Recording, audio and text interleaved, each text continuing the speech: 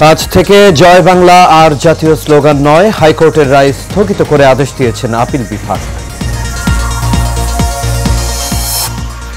বাংলাদেশের অভ্যন্তরীণ বিষয়ে কারো মুনশিয়ানা চলবে না, মন্তব্য গয়েশ্বরের। বিতর্কিত ভূমিকার কারণে র্যাবের বিলুপ্তি চায় বিএনপি। এবং বাংলাদেশ সীমান্তে এন্ট্রি ড্রোন ইউনিট মোতায়েনের ঘোষণা ভারতের। নয়াদিল্লিতে বাংলাদেশ হাই কমিশন অভিমুখী বিক্ষোভ।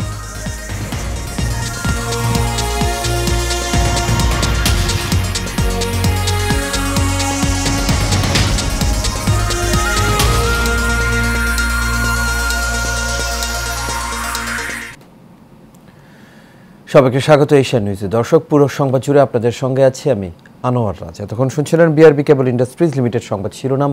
এবার চলে যাচ্ছে পুরো খবরে। আজ থেকে জয় বাংলা আর জাতীয় স্লোগান নয়, মঙ্গলবার হাইকোর্টের রায় স্থগিত করে এই আদেশ দেন প্রধান বিচারপতি ডক্টর সৈয়দ রেফাত আহমেদের নেতৃত্বাধীন 4 সদস্যের আপিল বিভাগ। এর আগে গতকাল সোমবার জাতীয় স্লোগান হিসেবে জয় বাংলা স্থগিত চেয়ে করা আবেদনের শুনানি হবার কথা ছিল। ওই দিন সকালে আপিল বিভাগের জ্যেষ্ঠ বিচারপতি আশফাকুল ইসলামের নেতৃত্বাধীন 3 সদস্যের আপিল বেঞ্চে শুনানি হওয়ার কথা থাকলেও অতিরিক্ত অ্যাটর্নি জেনারেল অনিক আর হক শুনানির জন্য দাঁড়ালে শুরুতেই আপিল বিভাগ বলেন এই পূর্ণাঙ্গ বেঞ্চে শুনানি হওয়ার দরকার। সে কারণে এটি যখন ফুল কোর্ট বসবে তখনই শোনা হবে। জয় বাংলাকে জাতীয় স্লোগান ঘোষণা করে হাইকোর্টের দেয়া রায় স্থগিত চেয়ে আবেদন করে রাষ্ট্রপক্ষ। গত 2 ডিসেম্বর এই তথ্য জানান অতিরিক্ত অ্যাটর্নি জেনারেল ব্যারিস্টার অনিক আর হক। 2020 সালে 10 মার্চ জয় বাংলাকে জাতীয় স্লোগান ঘোষণা করে রায় দেন বিচারপতি FRM নাজমুল আহসান ও বিচারপতি KM কামরুল কাদেরের সমন্বয়ে গঠিত হাইকোর্ট বেঞ্চ। বাংলাদেশের অভ্যন্তরীণ বিষয়ে কারো মুনশিয়ানা চলবে না বলে মন্তব্য করেছেন বিএনপির স্থায়ী কমিটির সদস্য গয়েশ্বর চন্দ্র রায়। সকালে রাজধানীর শেরেবাংলা নগরে সাবেক রাষ্ট্রপতি ও বিএনপির প্রতিষ্ঠাতা জিয়াউর রহমানের সমাধিতে শ্রদ্ধা নিবেদন শেষে এই কথা জানান তিনি। জানান, ভারতও আমাদের সম্পর্ক হবে মর্যাদার, সমমর্যাদার, যা 2 দেশের জন্যই কল্যাণকর। বিএনপি সবার সঙ্গেই বন্ধুত্ব চায় উল্লেখ করে গয়েশ্বর চন্দ্র রায় আরও জানান যে কোনো দল বা ব্যক্তি নয়, বাংলাদেশের মানুষের সঙ্গে প্রতিবেশী দেশ বন্ধুত্ব স্থাপন করবে, এটাই প্রত্যাশা। তিনি আরও জানান, দেশে গণতন্ত্র প্রতিষ্ঠা হলেই দেশে বিদেশি চক্রান্ত মোকাবেলা করা সম্ভব। এই সময় তার সঙ্গে সাবেক যুবদল নেতা ও বিএনপি নির্বাহী কমিটির সদস্য মহিউদ্দিন আহমেদ ঝিন্টু সহ অন্যান্য নেতাকর্মীরা উপস্থিত ছিলেন।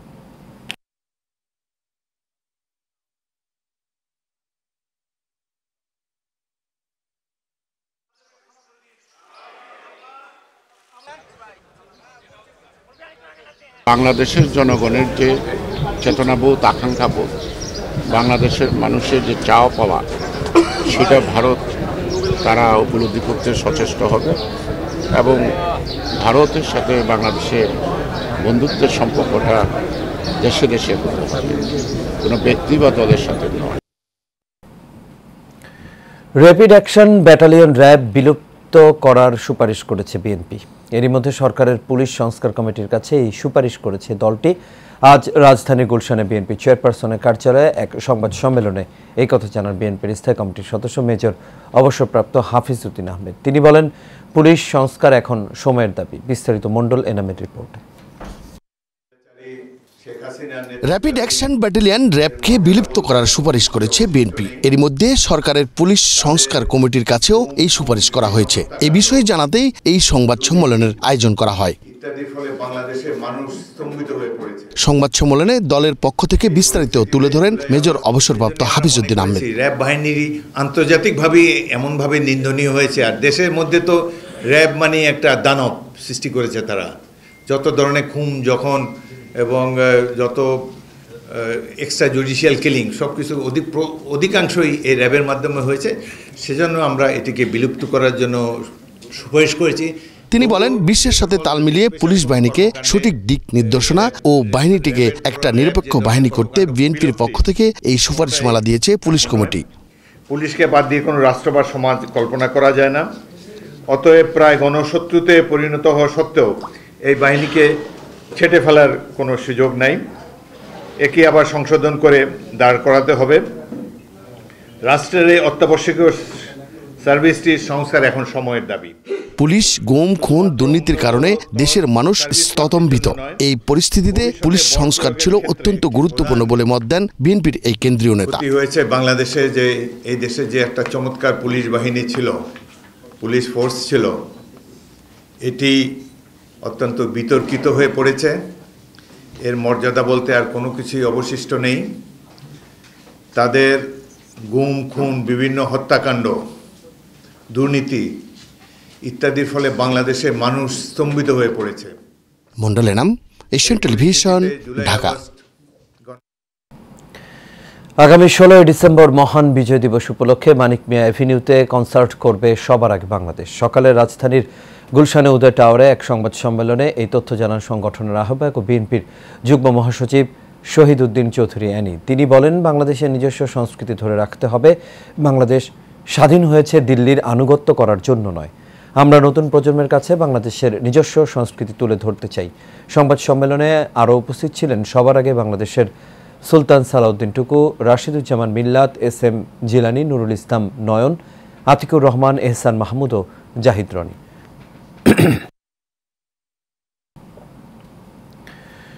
বাংলাদেশ সীমান্তে এন্টি ড্রোন ইউনিট মোতায়েন করার ঘোষণা দিয়েছে ভারত। একই সঙ্গে দেশটি এই পদক্ষেপ পাকিস্তান সীমান্তেও নেয়ার কথা বলেছে। ভারতের দাবি, সীমান্তের অন্য পাশ থেকে ড্রোনের মাধ্যমে সৃষ্ট ক্রমবর্ধমান হুমকি মোকাবেলায় ব্যাপকভাবে এন্টি ড্রোন ইউনিট মোতায়েন করবে তারা। আজ এক প্রতিবেদনে এসব তথ্য জানিয়েছে পাকিস্তানি সংবাদ মাধ্যম দ্য নিউজ ইন্টারন্যাশনাল। এদিকে কথিত হিন্দু নিপীড়নের অভিযোগে ভারতের রাজধানী নয়াদিল্লিতে অবস্থিত বাংলাদেশ হাইকমিশন অভিমুখে বিক্ষোভ মিছিল হয়েছে। দেশটির উগ্রপন্থী কট্টর হিন্দুত্ববাদী সংগঠন আরএসএস এর সমর্থনে সিভিল সোসাইটি অফ দিল্লির ব্যানারে এই বিক্ষোভ অনুষ্ঠিত হয়। ভারতের ক্ষমতাসীন রাজনৈতিক দল ভারতীয় জনতা পার্টির আদর্শিক গুরু এই সংগঠনটি গত শুক্রবার এক সংবাদ সম্মেলন করে 10 ডিসেম্বর বাংলাদেশ হাইকমিশন ঘেরাওয়ের ঘোষণা দেয়।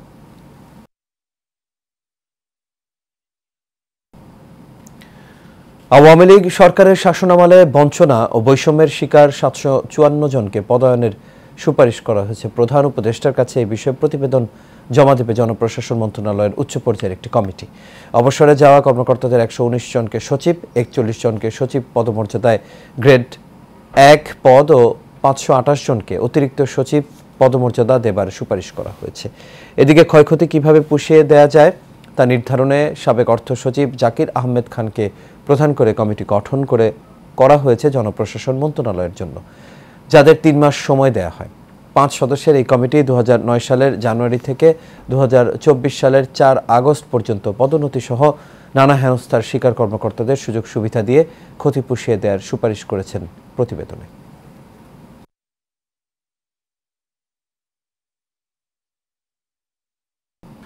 নারায়ণগঞ্জের সোনারগাঁয়ে ঢাকা চট্টগ্রাম মহাসড়কের মেঘনা টোল প্লাজা এলাকায় কেন্দ্রীয় বৈষম্য বিরোধী ছাত্র আন্দোলনের সমন্বয়কদের ওপর ছিনতাইকারীদের হামলার ঘটনায় 2 ছিনতাইকারীকে গ্রেপ্তার করেছে পুলিশ। সোমবার রাতে অভিযান চালিয়ে মোবারক হোসেন ও বিল্লাল মিয়া নামের 2 ছিনতাইকারীকে গ্রেপ্তার করা হয়।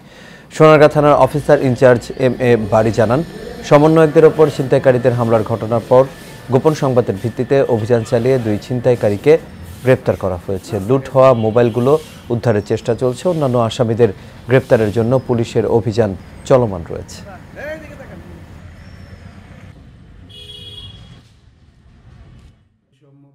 ছাত্র আন্দোলনের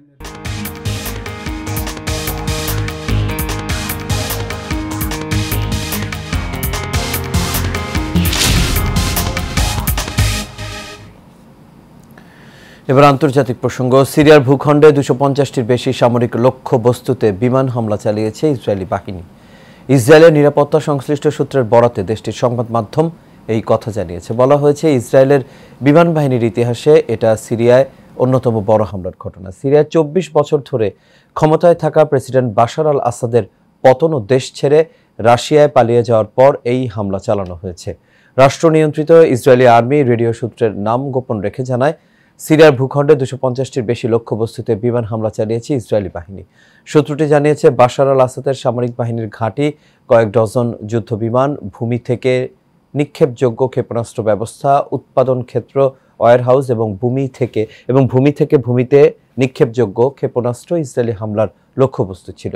বিদ্রোহী যোদ্ধাদের মাত্র 12 দিনের অভিযানে গত রোববার বাশার আল আসাদ সরকারের পতন ঘটে। পরিবারের সদস্য সহ তিনি এখন মস্কোয় অবস্থান করছেন। সন্ত্রাস, নৈরাজ্য, চাঁদাবাজ এবং দখলদারদের হাত থেকে মার্কেটকে মুক্ত করার জন্য মানববন্ধন করেছেন মিরপুর সুপার মার্কেট দোকান মালিক উন্নয়ন পরিচালনা কমিটি।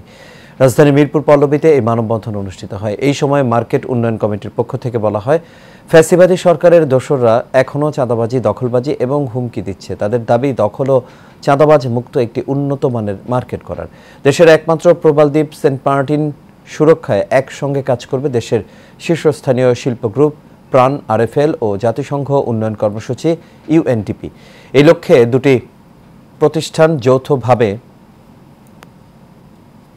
সেন্ট মার্টিন পরিবেশ সংরক্ষণ ও টেকসই অর্থনীতি শীর্ষক একটি উদ্যোগ গ্রহণ করেছে। মার্টিনের উদ্যোগটির উদ্বোধন করেন পরিবেশ অধিদপ্তরের পরিচালক মোহাম্মদ সুলাইমান হায়দার। এ সময় আরও উপস্থিত ছিলেন প্রাণ আরএফএল গ্রুপের বিপণন পরিচালক কামরুজ্জামান কামাল, ইউএনডিপির head of experimentation doctor Ramiz Uddin সহ আরও অনেকে। এর আগে পরিবেশ দূষণ রোধে দ্বীপবাসী ও পর্যটকদের মধ্যে সচেতনতা তৈরির লক্ষ্যে বিচ ক্লিনিং কর্মসূচি পালন করা হয়।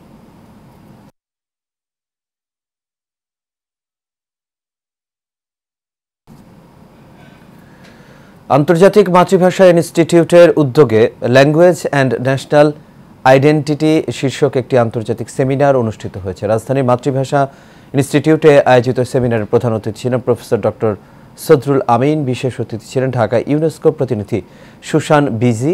সেমিনারে সভাপতিত্ব করেন আন্তর্জাতিক মাতৃভাষা ইনস্টিটিউট পরিচালক অধ্যাপক ডক্টর মোহাম্মদ আসাদুজ্জামান। এ সময় বক্তারা তরুণ প্রজন্মকে বাংলা ভাষাকে বিশ্বব্যাপী ছড়িয়ে দেওয়ার আহ্বান জানান।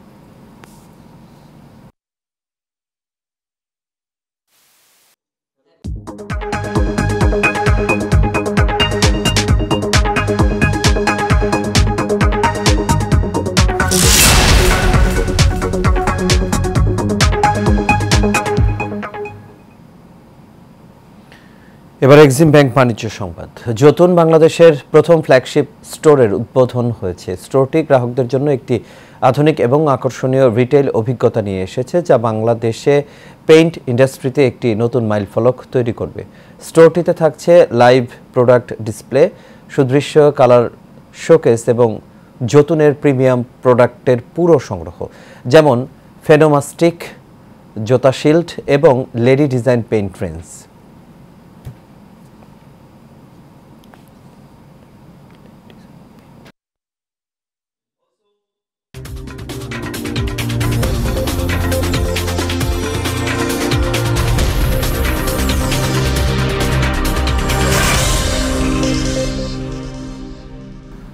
এবার খেলার খবর।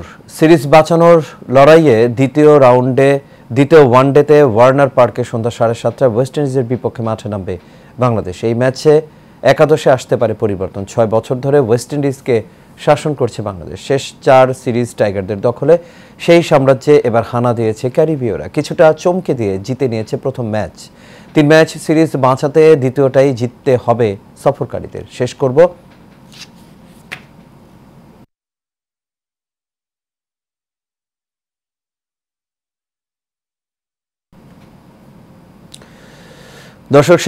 জাহাঙ্গীরনগর বিশ্ববিদ্যালয় ক্যাম্পাসে অতিথি পাখির খবর জানিয়ে।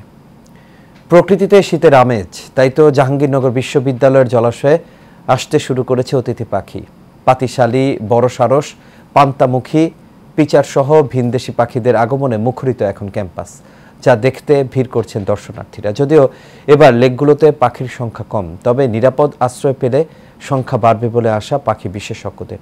সাভার থেকে শাকিল শেখের ছবিতে জহিরুল ইসলাম খান লিটনের রিপোর্ট। বিস্তারিত জানাচ্ছেন রাশেদ আকন। শীতের মিষ্টি রোদে দল বেঁধে ওড়াউড়ি, লেকের পানিতে ডুবো সাঁতার আর ডানা ঝাপটানো, কোথাও বা কিচিরমিচির শব্দ আর জল কেলে। কারো কাছে ওরা অতিথি পাখি, কেউ বলেন পরিযায়ী। জাহাঙ্গীরনগর বিশ্ববিদ্যালয়ে এভাবেই বসেছে অতিথি পাখির মিলন মেলা। শীত আসতে শুরু করায় ক্যাম্পাসের জলাশয়ে আসতে শুরু করেছে অতিথি পাখি, যেখানে হাঁস পাখি, পাতি সরালির প্রাধান্যই বেশি। তবে প্রায়ই দেখা মেলে ছোট পানকৌড়ি, ডাহুক কিংবা পাতি পান মুরগির। তুলনামূলকভাবে পাখির সংখ্যা খুবই কম, বাট তবুও দুই একটা দেখছি, ভালো লাগতেছে। বেবিকে নিয়ে আসলাম একটু পাখি দেখার জন্য, কিন্তু আগের মতো আসলে পাখি নেই। যখন আমাদের ক্লাস করতে যাই, আমরা পাখি দেখতে দেখতে যাই, আমাদের ভালো লাগে। এবার আসলে আমরা ওই দৃশ্য উপভোগ করতে পারছি না। আমরা আমাদের সর্বোচ্চ চেষ্টা করছি যে দূরত্ব মেনটেন করে জীববৈচিত্র্যের দিকে লক্ষ্য রেখেই যাতে উপভোগ করতে পারি। আমাদের এই অধিকাংশ লেকই দেখা যাচ্ছে কচুরিপানায় আবৃত, আবার কিছু কিছু লেক যেগুলো পরিষ্কার করা হয়েছে সে সকল লেকে আসলে দেশীয় জলজ উদ্ভিদের পরিমাণ অনেক কম, যার ফলে পাখিরা সেখানে নামতে চাচ্ছে না। জলাশয় বসবাসের অনুপযোগী হয়ে পড়ায় এবার লেকগুলোতে পরিযায়ী পাখির সংখ্যা কম, তবে নিরাপদ আশ্রয় গড়ে উঠলে সংখ্যা বাড়বে বলে জানান পাখি বিশেষজ্ঞরা। বিশ্ববিদ্যালয় ক্যাম্পাসে আসলে পাখি যে লেকগুলোতে বসতো বর্তমানে সেই লেকগুলোতে বসছে না। তার বড় কারণই হচ্ছে লেকগুলো পাখি বসার জন্য উপযুক্ত না। এখানে যদি পরিষ্কার করা যায় পাখিও অনেক স্বাচ্ছন্দ্যে বসতে পারবে এবং অনেক প্রজাতির পাখি সেখানে অতীতে এসেছে। ফ্লাই করার জায়গা না পেয়ে বা খাবার না পেয়ে খাবার সংকটে তারা আসলে আশেপাশে যে জায়গাগুলো আছে, যেমন এলআরবিতে বা পাশে যে লেকগুলো আছে ওখানে চলে যায় ক্যাম্পাসে। এমন বাস্তবতায় বিশ্ববিদ্যালয় কর্তৃপক্ষ বলছে দর্শনার্থীদের পদচারণা কমিয়ে পাখিদের নিরাপদ আবাস গড়ে তুলতে নানা উদ্যোগ নিচ্ছেন তারা। এখানে কচুরিপানা থেকে শুরু করে অব্যবস্থাপনাগুলো দূর করার চেষ্টা করছি, কিন্তু খাবারের যে আপনার অ্যাভেলেবিলিটি পাখির, সেটাও একটি বিষয়। আমরা পুনরুদ্ধার করার চেষ্টা করছি লেকগুলোতে যেন বিচরণ এবং খাবার সংগ্রহের সুযোগ তৈরি হয়। বিশ্ববিদ্যালয়ের তথ্য মতে ক্যাম্পাসের জলাশয়ে পরিযায়ী পাখি আসতে শুরু করে 1986 সাল থেকে, আর 2018 সালে অভয়ারণ্য হিসেবে ঘোষণা করে সরকার। Rashed Akun, Asian television. আর এর সাথে শেষ করব এশিয়া নিউজ। তবে যাবার আগে বিআরবি কেবল ইন্ডাস্ট্রিজ লিমিটেড সংবাদ শিরোনামগুলো দেখে নেব দর্শক। আরও একবার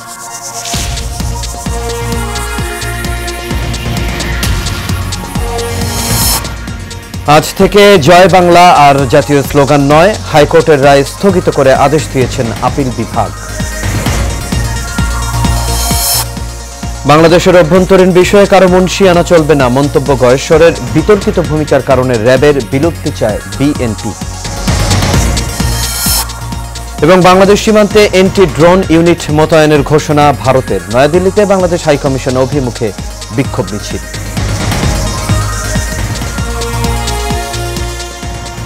দর্শক, এই ছিল আমাদের এখনকার আয়োজন। আমাদের পরবর্তী সংবাদ দেখার আমন্ত্রণ রইল। এতক্ষণ সাথে থাকার জন্য সবাইকে ধন্যবাদ।